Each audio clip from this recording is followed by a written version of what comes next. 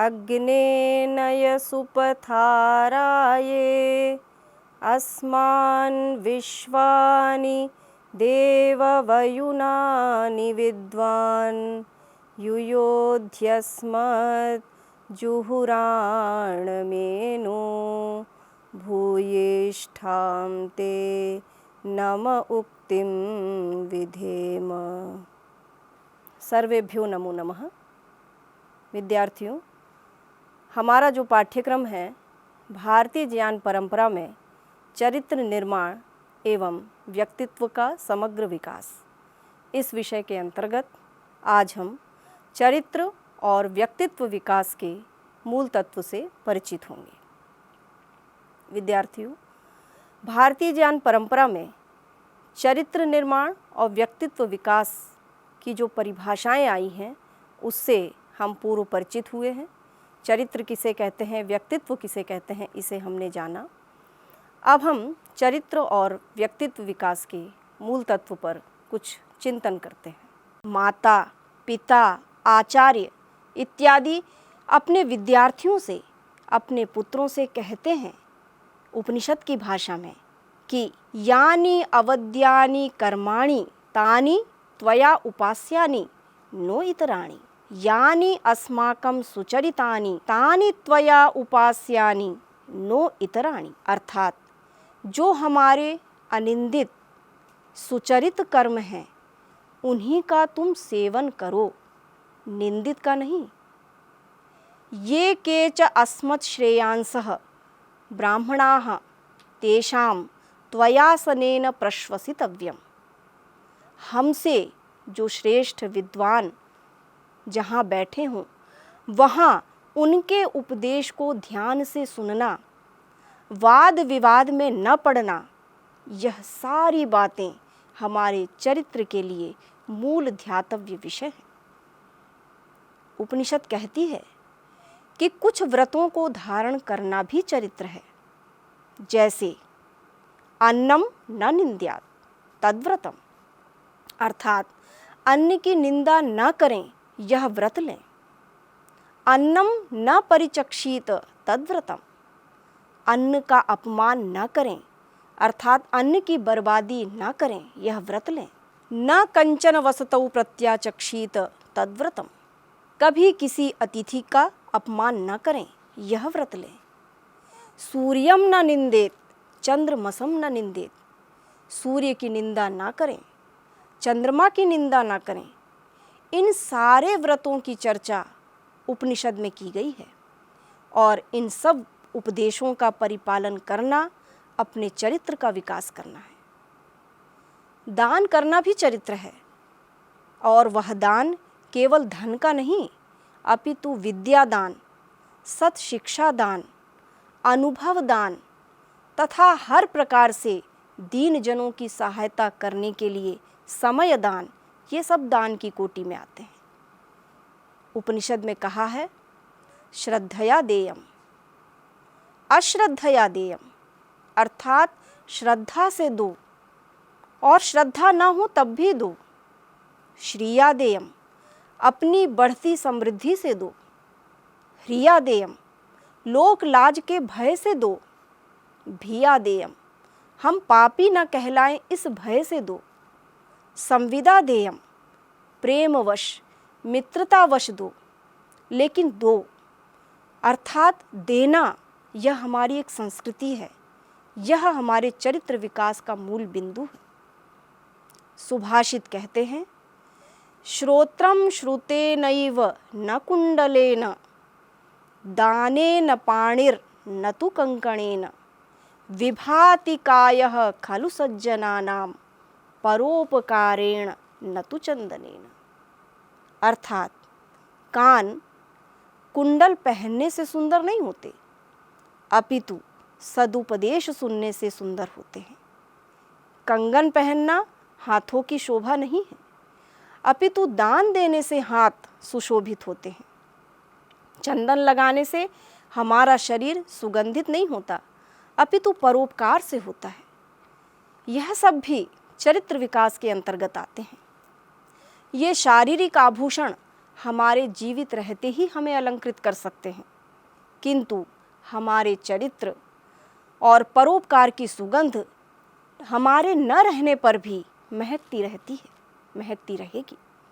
इसीलिए हमारे शास्त्र हमें ऐसे चरित्र और संस्कारों से संपन्न करना चाहते हैं जो हमें कीर्तिमान बना दे, हमें हमारे शरीर के न रहने पर भी हमें जीवित रख सके। शास्त्र कहते हैं कीर्तिर्यस्य सजीवति, जिसकी कीर्ति रहती है वह व्यक्ति हमेशा जीवित रहता है। कहाँ जीवित रहता है? लोगों की वाणी में, उनके अनुकरणीय आदर्शों में, लोगों की स्मृति में जीवित रहता है। अतः कुर्वन्ने वेह कर्माणि जिजीविषेत शतम समाह। यजुर्वेद के इस वचन के अनुसार सत्कर्म करते हुए जीवन जीना चरित्र है। ये सारी बातें, ये सारे उपदेश जीवन में धारणीय कर्तव्य विद्यार्थियों को, बटुकों को यज्ञोपवीत संस्कार के अनंतर वेदारंभ या विद्यारंभ संस्कार के समय गुरुकुलों में आचार्य अपने अंतेवासी को देते रहे हैं और समावर्तन संस्कार में भी पुनः इन उपदेशों की आवृत्ति की जाती है, जिससे वे विद्यार्थी ब्रह्मचर्य आश्रम के बाद अन्य आश्रमों में भी इन उपदेशों पर अमल करते रहें, इनका आचरण करते रहें। वेदारंभ संस्कार के समय इन उपदेशों को देना इसलिए आवश्यक है क्योंकि वेद पढ़ने का अधिकारी वही है जो सदाचारी हो। वैसे भी किसी भी प्रकार की विद्या पढ़ने का अधिकारी वही होता है जो उस विद्या को अपने जीवन में, अपने व्यवहार में उतारे, शिक्षा को व्यावहारिक बनाए। केवल निर्धारित पाठ्यक्रम पढ़ लेना शिक्षा की पूर्णता नहीं है। विद्या सरस्वती है, उसकी पूजा करना हमारा कर्तव्य है और पूजा का तात्पर्य सरस्वती देवी पर माला, चंदन आदि करके इतिश्री कर लेना यह नहीं है, अपितु यथा योग्य व्यवहार करना ही पूजा होता है। उस सरस्वती देवी को अपने कंठ में बैठाना, अपने व्यवहार में उतारना, यही उसकी वास्तविक पूजा है। उसे सत्पात्र को प्रदान करना यह पूजा है। महर्षि यास्क निरुक्त में लिखते हैं, विद्या हवै ब्राह्मणम आजगाम गोपाय माम शेवधिष्टेहमस्मि असूयकाय अनऋजवे अयताय न मां ब्रूयाः वीर्यवती तथा स्याम। अर्थात प्रत्येक अध्यापक और अध्येता से विद्या निवेदन करती है कि मेरी रक्षा करना, मुझे व्यवहार में उतारना और किसी अपात्र को मुझे बिल्कुल प्रदान मत करना, जिससे मैं वीर्यवती बनी रहूं। यह चरित्र होना चाहिए अध्यापक और अध्येता का कि वह विद्या के अस्तित्व को बनाए रखे, उसके निवेदन पर ध्यान दे, तभी विद्या हमारी रक्षा करेगी। हम परिचित हैं अपने इतिहास से। कर्ण ने भी मिथ्या वचन से जिस विद्या को प्राप्त किया था वह समय पर साथ न दे सकी। अतः विद्या एक पवित्र देवता है और विद्यालय पवित्र देवालय होता है। इस भाव से ही अध्ययन, अध्यापन होना चाहिए। इनकी पवित्रता को बनाए रखना यह हमारा चरित्र है। पहले हमारी शिक्षा प्रणाली गुरुकुलीय प्रणाली के रूप में थी, जहाँ मासे मासे टरटराए थे वे मास्टर और स्टूडेंट नहीं हुआ करते थे, अपितु आचारम ग्राहयतीति आचार्य, जो आचार ग्रहण कराए ऐसे आचार्य होते थे, और अंते वसति इति अंतेवासी, जो सदा आचार्य के समीप रहकर सदाचार की शिक्षा लेते रहते थे, ऐसे अंतेवासी हुआ करते थे। आज स्कूल, विद्यालय, महाविद्यालय, विश्वविद्यालय में प्रतिदिन 5 घंटे केवल निर्धारित कोर्स पढ़ लेने को हम सदाचरण कहते हैं और नियमित अध्येता को चरित्रवान कह देते हैं। यह चरित्र हो सकता है पर चरित्र का मूल नहीं। इस प्रकार हमें इन आचरणीय चरित्र के मूल तत्वों से अवगत होकर अपना हमें विकास करना चाहिए। इसके पश्चात अब हम व्यक्तित्व पर चिंतन करते हैं। अयम निजः परो वेति गणना लघुचेतसाम उदार चरिता नाम तु वसुधैव कुटुंबकम। मैंने पिछले पाठ में आपको यह बताया था कि व्यक्तित्व शब्द का शाब्दिक अर्थ है जो व्यक्त से बना हो, अर्थात यह संसार व्यक्त हुआ है, परमात्मा के रूप में व्यक्त हुआ है। संसार के प्रत्येक प्राणी व्यक्त हैं और उनके प्रति जो हमारा कर्तव्य है वो हमारा वास्तविक रूप में व्यक्तित्व है। तो इस जो मैंने अभी आपके सामने मंत्र या श्लोक उद्धृत किया, इसका यह भाव है कि अयम निजः परो वेति, यह मेरा है, यह तेरा है। इस लघु भाव को छोड़ देना, चरित्र के साथ साथ अपना व्यक्तित्व विकास करना है। सारी वसुधा को एक कुटुंब समझना, एक परिवार समझना, यह हमारे चरित्र और व्यक्तित्व का विकास करना है। ईशावास्यम इदम सर्वम यत् किंच जगत्याम जगत।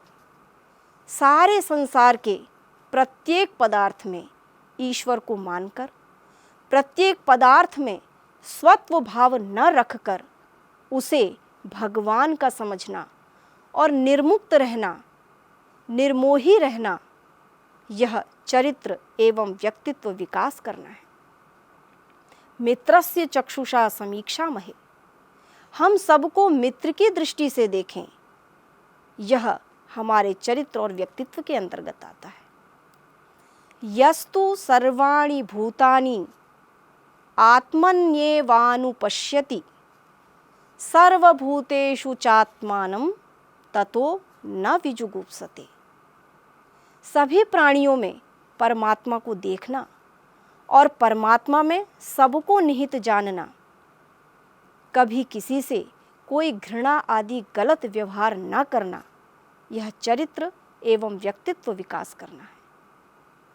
मातृवत परदारेषु परद्रव्येषु लोष्ठवत, प्रत्येक स्त्री को माँ के समान समझना, पर पदार्थ को पत्थर के समान समझकर उससे अनुरक्त न होना, चरित्र एवं व्यक्तित्व विकास करना है। मातृदेवो भव, पितृदेवो भव, आचार्य देवो भव, अर्थात माता, पिता, आचार्य तथा अन्य जो भी श्रेष्ठ जन हैं, उनको देवता मानकर उनका निरादर न करना हमारा व्यक्तित्व होना चाहिए। ऐसा व्यक्तित्व लोगों को प्रभावित करता है। यहाँ मैं प्रसंगतः इस बात को कहना चाहती हूँ कि परम सम्माननीय संत रामभद्राचार्य जी ने अभी राष्ट्रपति भवन में ज्ञानपीठ पुरस्कार प्राप्त करने के अनंतर राष्ट्रदेवो भव वाक्य को भी इस वाक्य के साथ जोड़ने की उद्घोषणा की है। अर्थात राष्ट्र को भी देवता मानकर उसे पूजना, उसके प्रति भक्ति रखना, उसकी यथायोग्य यथाशक्ति सेवा करना, यह भी चरित्र है। माता भूमि ही पुत्रः अहम पृथिव्याः, भूमि हमारी माता है और हम उसके पुत्र हैं। इस भाव को धारण कर भूमि पुत्र बनकर भूमि माता की रक्षा करना, अपना चरित्र एवं व्यक्तित्व विकास करना है। इस प्रकार व्यापक दृष्टि से विचार करने पर चरित्र और व्यक्तित्व का क्षेत्र अत्यंत विस्तृत हो जाता है। व्यष्टि से लेकर समष्टि के प्रति किए जाने वाले सभी यथायोग्य व्यवहार, कर्तव्य हमारे चरित्र और व्यक्तित्व हैं। इनका पालन सतत करना अपने चरित्र एवं व्यक्तित्व का विकास करना है। जब प्रत्येक व्यक्ति अपने चरित्र और व्यक्तित्व को निखारेगा तो राष्ट्र का चरित्र स्वयं विकसित होगा। हम सुधरेंगे, जग सुधरेगा, यह नारा सार्थक होगा। राष्ट्र पुनः विश्व गुरु के पद पर प्रतिष्ठित हो सकेगा। आइए एक कथा के माध्यम से हम इस बात को समझते हैं। एक बाबू अपने कार्यालय से बचे हुए काम को पूरा करने के लिए कागजात रविवार को अपने घर ले आता था। एक दिन घर में अवकाश पाकर जब वह रजिस्टर लेकर बैठा तो चौथी पांचवी कक्षा में पढ़ने वाला उसका बच्चा कमरे में आकर शरारत करने लगा। बाबू ने एक दो बार उसको टोका, किंतु बच्चे भला कहाँ मानते हैं। इतने में बाबू को एक बात सूझी। कमरे की दीवार पर संसार का एक मानचित्र टंगा हुआ था। बाबू ने उसको फाड़कर उस मानचित्र के टुकड़े कर दिए और बच्चे के सामने फेंकते हुए कहा, तेरी योग्यता हम तभी जानेंगे जब इन टुकड़ों को ठीक तरह से जोड़कर इसे पूरा बना दोगे। बच्चा उन टुकड़ों को जोड़ने में लग गया। घंटों हो गए, किंतु टुकड़े जुड़ नहीं पा रहे थे। कभी नीचे का टुकड़ा ऊपर तो कभी ऊपर का टुकड़ा नीचे हो जाता। कई बार यही उलझन दाएं बाएं भी हो जाती। बाबू प्रसन्न था कि उसे निर्बाध काम करने का अवसर मिल गया। इतने में वायु का एक झोंका आया और नक्शे का एक टुकड़ा उड़कर उलट गया। बच्चे ने देखा कि उस टुकड़े के पृष्ठभाग में मनुष्य के हाथ का पंजा बना हुआ था। बस उसने यह देखकर कुतूहलवश सारे टुकड़े पलट डाले और उन सभी टुकड़ों पर मनुष्य के चित्र का कोई न कोई भाग बना हुआ था। अब बच्चे ने संसार के नक्शे को जोड़ने की चिंता छोड़कर मनुष्य का चित्र जोड़ना आरंभ कर दिया और 5 मिनट में चित्र के सब अंग यथास्थान जुड़ गए। फिर उसने उस चित्र को पलटकर देखा तो मनुष्य का चित्र बनने के साथ साथ विश्व का नक्शा बन चुका था। आप समझ गए होंगे कि विश्व को चरित्रवान बनाने का रहस्य भी यही है कि मनुष्य स्वयं का निर्माण करे तो विश्व का स्वतः निर्माण हो जाएगा। स्वयं को चरित्र संपन्न करें तो विश्व का चरित्र संपन्न होगा। प्रत्येक मनुष्य के चरित्र संपन्न होने से राष्ट्र का चरित्र संपन्न होता है। इसीलिए मनु महाराज ने जो घोषणा की थी कि स्वं स्वं चरित्रम शिक्षेरन पृथिव्याम सर्वमानवाः, यह मनु महाराज की घोषणा पुनः हम सार्थक कर सकेंगे जब हम चरित्र और व्यक्तित्व के मूल तत्व को समझेंगे, उन पर अमल करेंगे, आचरण करेंगे और उसे व्यवहार में लाएंगे। आज हमने भारतीय ज्ञान परंपरा में चरित्र एवं व्यक्तित्व का समग्र विकास इस विषय के अंतर्गत चरित्र और व्यक्तित्व विकास के मूल तत्व को जाना, समझा, परिचय प्राप्त किया। पुनः मैं डॉक्टर किरण आर्या इस पाठ्यक्रम के अन्य विषय के साथ पुनः उपस्थित होंगी। तब तक के लिए विराम। सर्वेभ्यो नमो नमः।